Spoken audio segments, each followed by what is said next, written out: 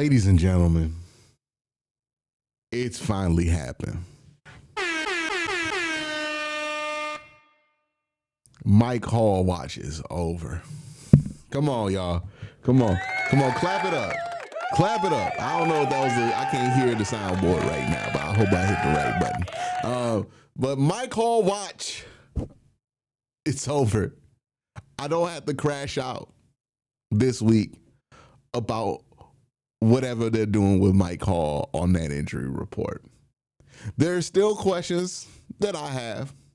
Questions like, why was Mike Hall not put on PUP when he wasn't going to play for the first, was it 8 weeks of the season? We're 2-5. Yeah, 7 weeks of the season. I don't know. I don't know why that's the case. Everybody's telling me it's because they really, really wanted Mike Hall to practice in a limited capacity. That makes no sense to me, but okay, whatever. Mike Hall is officially back for the Cleveland Browns. Kevin Stefanski said it himself. Mike Hall will make his 2025 debut against the New England Patriots, back from last season's season-ending knee injury. Stefanski said they'll be smart about how they use him, and they'll determine his usage based on the game goes. Now, we've heard Kevin Stefanski say stuff like this, and then he gave Quincy Junkins 30 carries. So we'll see how it goes. Truly. They're going to see how it goes. But yes, Mike Hall will play this week versus the New England Patriots. The long watch, the long wait, all the questions, it's now over.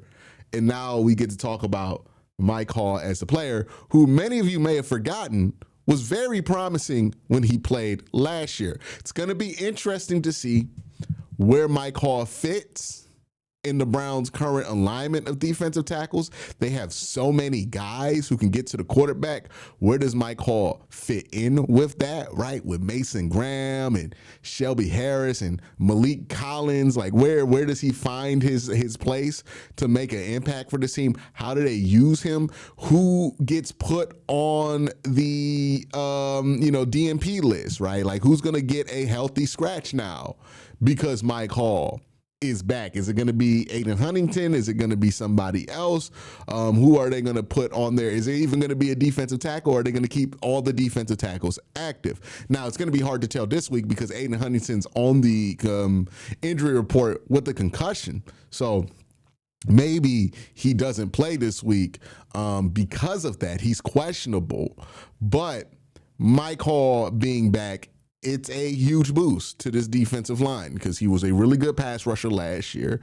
And more importantly, it gives you more time to evaluate him because he was so promising last year. He just didn't play that much. And you want to see him build upon what was a strong year one. Like, it feels crazy to say this, but it feels like we've seen more of Mason Graham than we've seen of Mike Hall over the last couple of years because of the couple of injuries and the whole situation that he had at the beginning of the season last year when it comes to his domestic situation. So that all has put Mike Hall in this weird spot, right? But when Mike Hall has played, he's been very, very promising. So hopefully we get to see Mike Hall go on that same trajectory this season. So excited to have Mike Hall back again. Let's give him a... Yes, sir. Mike Hall's back. We're going to talk about more of the injury report and the game against the Patriots in just a minute, but got to pay some bills and thank my sponsor for today, Sleeper. Real quick, just want to let you guys know Sleeper has a new offer here. They're offering a free $20 entry, no deposit required. And also, if you're a first-time user, you also will receive a 100% match on up to $100 when you use the promo code WORSTTAKE. Again, $20 free, no deposit required. Plus, first-time users also receive a 100% deposit match up to $100. Join Sleeper. Mike Hall wasn't the only player that was back off the injury report. The Browns were pretty healthy for today, injury wise. I believe they had full participation at practice today. So even the guys in concussion protocol, like Aiden Huntington, did get their concussion protocol practice in, which means he is eligible to play this week. David Njoku is the other guy who's going to be questionable this week. This is all from Daniel Fuise. And he is questionable with the knee, but he practiced this week. I believe limited all 3 practices this week. We'll see if he plays. Since he's a vet, it's a little bit different, right? Young player, 3 limited practices, probably not going to play. Older player, 3 limited practices, he could play, right? It's kind of the same rules as Joe Bitonio. So Browns getting healthy. They're getting Jack Conklin back. We knew that at the beginning of the week. And look, I know every time anybody brings up Jack Conklin, people just bring up the fact that he gets injured a lot. And it's valid, right? Jack Conklin's history of injury, I mean, it spans such a long period of time. Even before he was a Cleveland Brown in Tennessee, that was the big thing with Jack Conklin, is that he is always in and out the lineup. Now, to give him credit, I believe he was able to stay healthy for most of last year. Correct me if I'm wrong. Like, the Browns' issues after he got back were really about left tackle and all the turnover going on over there at left tackle, less than right tackle. And, you know, if he can stay healthy, which is the biggest if in the world, he is a massive boost to this team, right? Like, all of a sudden, you're allowed to do a lot more stuff because you can trust one of your tackle positions. And he's technically the blindside protector with Dylan Gabriel being left-handed now. So that getting him back is a big deal. Keeping him healthy is a lot more difficult, right? Getting back Mike Hall is going to be a big deal. Keeping him healthy, that's going to be the long-term part of this, right? But right now, the Browns are going into this game versus the Patriots relatively healthy. And look, they're going to need health to beat the Patriots this week because the Patriots are a good football team.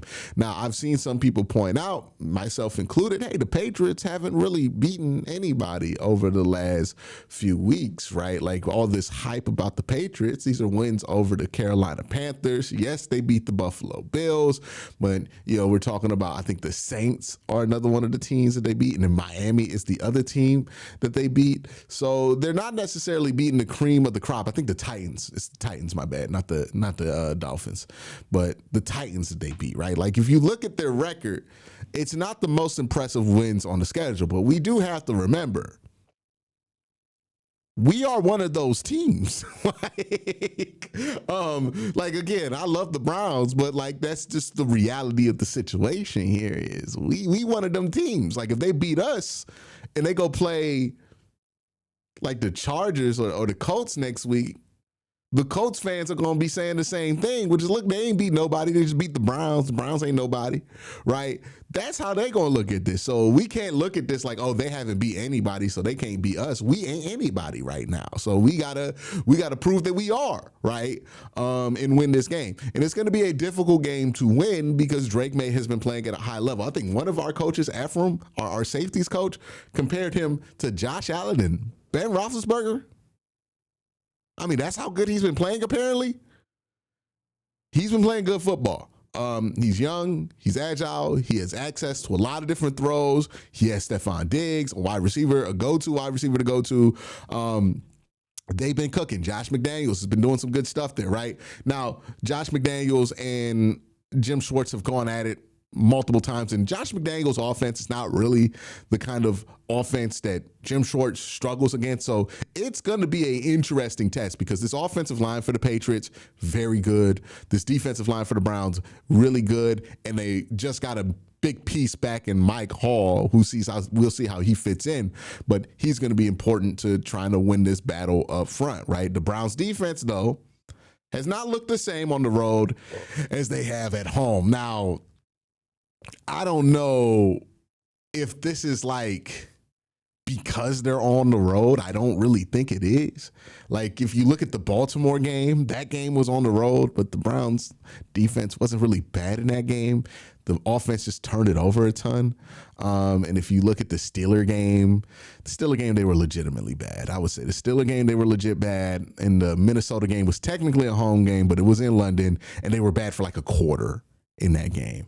So I don't know if the road game, home game thing is carrying as much as it was in 2023. And even then I made a big point about that being more about turnovers than it is about the defense. And honestly, most of the time it's more about turnovers than it is for the defense, even though they've been not dealing with turnovers the last 3 weeks. Who knows if that continues this week, because Dylan has looked like he's been close to throwing a couple of interceptions over the last few weeks. So we'll see.